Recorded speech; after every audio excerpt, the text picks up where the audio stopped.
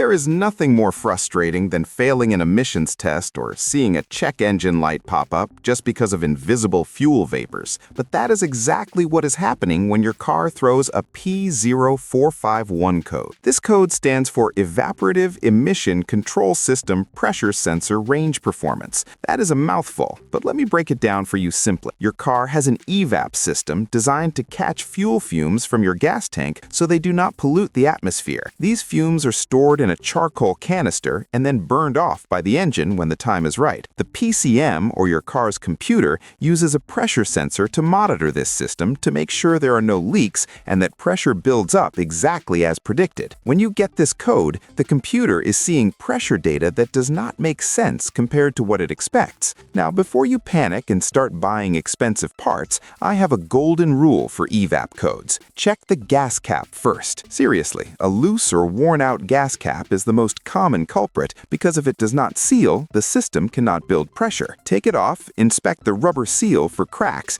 and tighten it until it clicks. Clear the code and drive for a few days. If the code comes back, or if you notice a slight decrease in fuel efficiency, we have to look deeper. The next likely suspect is the Evap pressure sensor itself, or the hoses connected to it. These lines can crack, collapse, or get burned if they are routed too close to the exhaust. You'll want to get under the vehicle or look in the engine bay, depending on your model, and visually inspect every rubber hose in the Evap system. If the lines look good, the problem might be the sensor, which unfortunately is often located right on top of the fuel tank, making it a bit of a pain to reach. You might need a scan tool to read the live data from the sensor. If the sensor is reading crazy pressure values when the car is just sitting there with the gas cap off, the sensor is likely toast. You can also use a digital volt-ohm meter to check the wiring for shorts or open circuits. Diagnosing this can sometimes require a smoke machine to find tiny leaks, but starting with the gas cap and a thorough visual inspection of the hoses will solve the problem for most of you without costing a dime.